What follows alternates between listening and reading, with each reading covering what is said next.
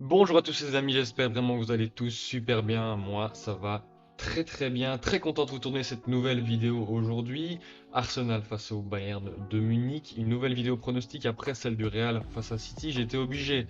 Quand tu as une soirée avec deux énormes matchs de Ligue des Champions, je suis obligé de faire deux vidéos distinctes. Demain, on aura aussi une vidéo PSG Barça le pronostic. Je ferai pas de vidéo par contre Atlético Dortmund parce que voilà, c'est pas le match qui m'emballe le plus, mais je garderai quand même une oreille attentive pour ce match parce que c'est quand même un quart de finale, donc il faut quand même savoir ce qui se passe.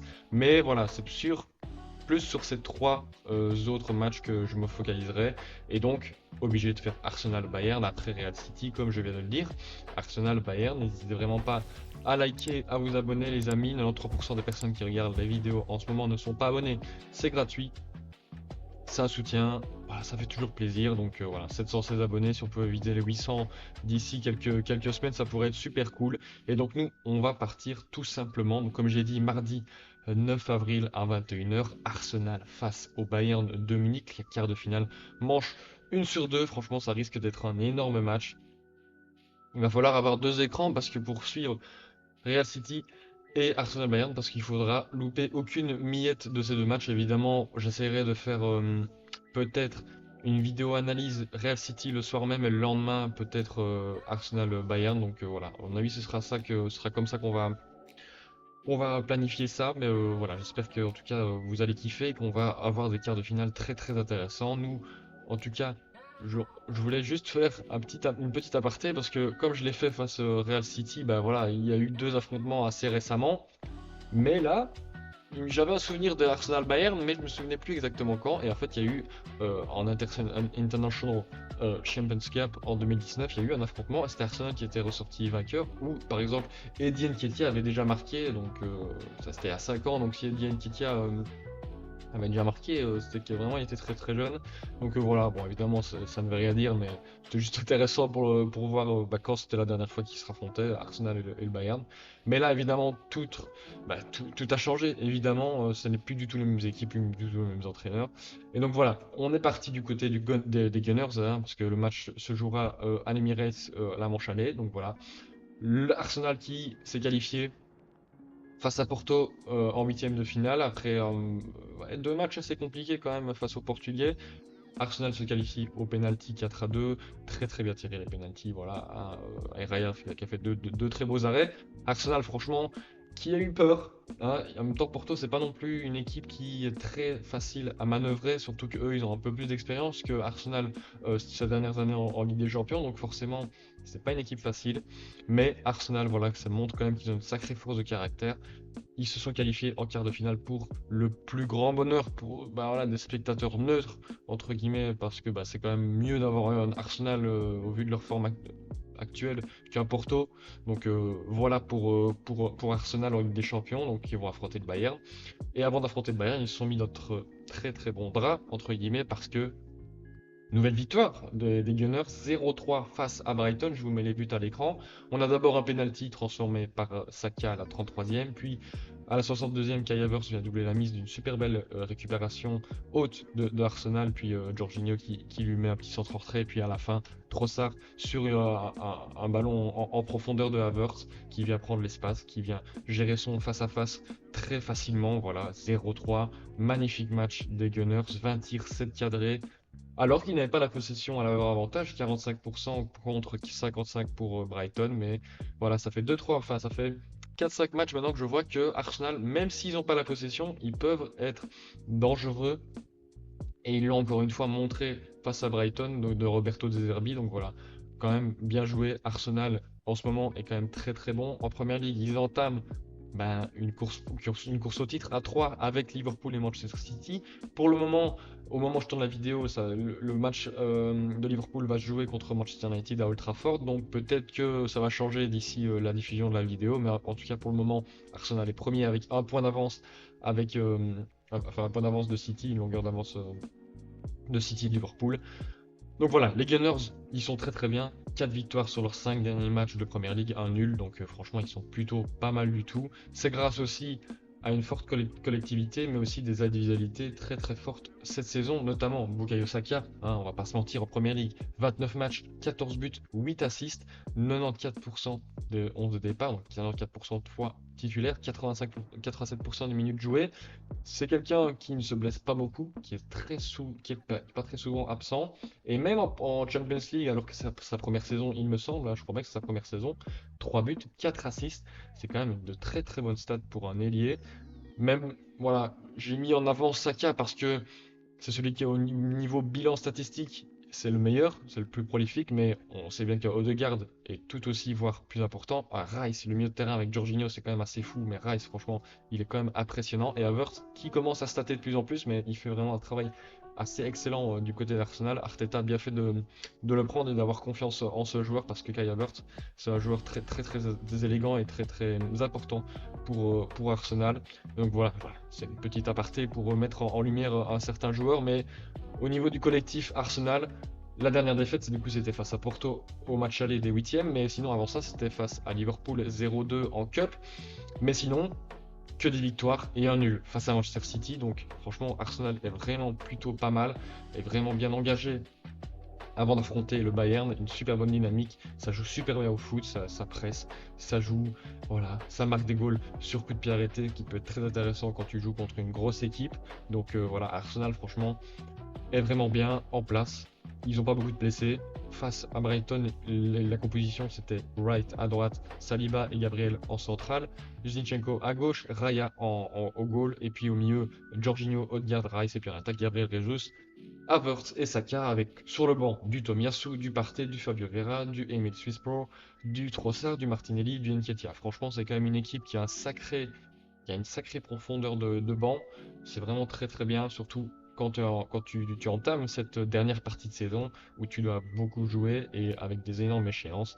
Ils n'ont plus que Timber euh, à l'infirmerie, Timber qui s'était blessé au début de saison, je ne sais pas si vous vous en rappelez, l'ancien joueur de l'Ajax qui s'est fait les ligaments. Mais normalement, il devrait bientôt revenir. Du coup, je pense qu'il pourra jouer vers la fin de saison. C'est quand même intéressant quand même, hein, d'avoir un joueur en plus en défense.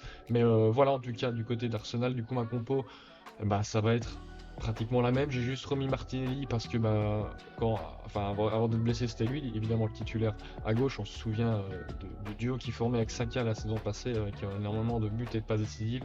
Voilà, il revient de blessure. Je pense que c'est pas mal de le mettre titulaire face au Bayern. Et sinon, bah, j'ai rien changé d'autre. Saliba, Gabriel Zinchenko qui peut être super intéressant dans les sorties de balles. On sait bien que comme quand tu as été entraîné par Pep Guardiola, la qualité de jeu au pied est primordiale et voilà, il peut très bien aussi rester défenseur de gauche défendre, mais aussi venir s'incruster au milieu de terrain pour former un espèce de milieu à 4 avec Odegaard, Jorginho et Rice, milieu en carré, voilà. Ça peut être une option pour les sorties de balles, etc. pour voilà, quand ils sont en possession du ballon. Donc voilà, du côté d'Arsenal, c'est tout ce que j'ai à dire. Maintenant, on va du côté de la Bavière avec le Bayern Munich. Et le Bayern Munich qui s'est qualifié face à la Lazio après un match plutôt décevant des Munichois, enfin battu 1-0 en Italie. Après, ils sont bien revenus grâce à Harry Kane, buteur à double reprise, hein, deux fois Kane à la 39e, 66e et puis Müller à la 45+2. Voilà, Bayern qui s'est bien repris, mais par contre en Bundesliga, ça va pas du tout. Kane qui était venu ici pour gagner des titres en partant de Tottenham, il ne gagnera pas cette saison. Ça c'est, enfin à moins qu'il fasse un miracle en Ligue des Champions, ce que je leur souhaite évidemment, hein, je n'ai aucun jugement à y mettre, mais la coupe c'est fini et la Bundesliga, à moins d'un miracle, c'est terminé aussi parce que nouvelle défaite face à Heidenheim, je vous mets les buts à l'écran. Harry Kane pourtant qui marque le premier but de cette rencontre, 38e. Très bien combiné avec Gnabry. Gnabry qui met tout de suite le deuxième but à la 45e avant la rentrée au vestiaire. Et puis par contre, bam, dès la deuxième mi-temps, double but 50e, 51e de Heidenheim. Et puis 79e, ils mettent le dernier but qui fait très mal au Bayern, 3-2 à la 79e. Voilà, franchement, c'est quasiment réglé pour la Bundesliga, 16 points de retard sur Leverkusen, 6 matchs restants. Donc voilà, prochain match, si Leverkusen fait match nul ou gagne, Leverkusen sera officiellement champion. Bayern d'ailleurs qui s'est fait rattraper, 60 points, même point que Stuttgart, donc peut-être qu'ils seront même pas les dauphins de Leverkusen et fermeront la troisième place. Donc voilà, le Bayern c'est en dents cette saison en 2024, ouais, même cette saison tout court en 2024 surtout. Mais voilà, tu as quand même un joueur qui est là, qui répond présent, qui répond aux attentes de son transfert, 100 millions, 28 matchs joués en Bundesliga, 32 buts, 9 assists, 100% des titularisations, pardon, 99% des minutes jouées. Harry Kane, quand même, qui est quand même assez impressionnant à son âge et avoir un niveau pareil. En Ligue des Champions, pareil, 8 matchs, 6 buts, 3 assists. Il joue tout. C'est quand même assez extraordinaire un joueur comme ça, mais malheureusement, les trophées, ce sera pas pour cette année. En tout cas, à moins qu'il y ait un miracle en Ligue des Champions. Mais comme j'ai dit, Dancy en 2024 pour le Bayern, voilà, deux défaites là maintenant d'affilée, Borussia Dortmund et Edenheim. Sinon, il y a eu les 5 derniers matchs plutôt intéressants, 4 victoires, un nul, et puis avant ça, 3 défaites, puis 3 victoires, et puis une nouvelle défaite, et puis une nouvelle victoire. Voilà, c'est vraiment Dancy. Thomas Tuchel ne survivra pas à ça, à mon avis, aussi, à l'issue de enfin, c'est même sûr, hein, à l'issue de la saison, il sera évidemment licencié. Donc voilà, mais ce serait pas mal de bien finir pour le Bayern quand même si ça me semble compliqué de venir surprendre cette équipe d'Arsenal. Surtout qu'en plus, ils ont pas mal de monde à l'infirmerie. Au niveau de la compo face à Edenheim, voilà, Davis à gauche, Kiminia et Upamecano en centrale, Kimmich à droite, Ulreich en gardien, le milieu à 3, Musiala et les doubles pivots, Leimer, Goretzka, et puis l'attaque, Gnabry, Kane, Müller. Sur le banc, bah, comme vous pouvez le voir, il y a quand même du monde, mais il y a beaucoup de blessés. De Ligt est là, Eric Dyer, Guerrero, Matistel, Zaragova et Choupo-Moting, mais voilà, c'est là où c'est le petit, même voire le gros bémol, c'est qu'ils ont quand même Bounassar, Bushman, Sacha Boey, Neuer, Sané, Coman, Mazraoui et Pavlovic. Quand même, 4 titulaires, Neuer, Sané, Coman, Pavlovic, quand même, qui sont sur le banc des blessés parce que, bah, voilà. Je sais pas, il n'y a pas de raison pourquoi ils sont blessés, mais en tout cas, c'est quand même assez inquiétant pour le Bayern avant d'affronter enfin, avant d'affronter Arsenal. Donc voilà, au niveau de la compo, 4-2-3-1, j'ai pas changé grand-chose. Enfin, j'ai même rien changé à part De Ligt en central à la place de Upamecano parce que je sais pas, je suis plus rassuré par De Ligt que Upamecano, surtout en Ligue des Champions. Donc voilà pourquoi je mets De Ligt, sinon rien changé, Kimmich, Davis. Le milieu à 3, Musiala, Leimer, Goretzka, Gnabry, Kane et Müller, avec surtout Tel qui peut être très intéressant en sortie de banc. Mais voilà en tout cas les amis pour les deux équipes. Maintenant on est dans la séquence mon pronostic avec d'abord les cotes. Arsenal 1,73 nul qui est à 4 et le Bayern qui est quand même à 4,33 à l'extérieur. Mais ça m'étonne pas parce que Arsenal joue beaucoup mieux que le Bayern en ce moment. Le Bayern qui voilà, essuie pas mal de défaites en ce moment. Et voilà, ça ne joue vraiment pas bien. Ça joue, c'est pas que ça joue pas bien, mais ça ne sait pas rester concentré 90 minutes. Et contre une grosse adversité cette saison, ils ont quand même eu beaucoup de mal. Donc voilà, Arsenal, c'est quand même un très très gros club de Première Ligue, premier pour le moment.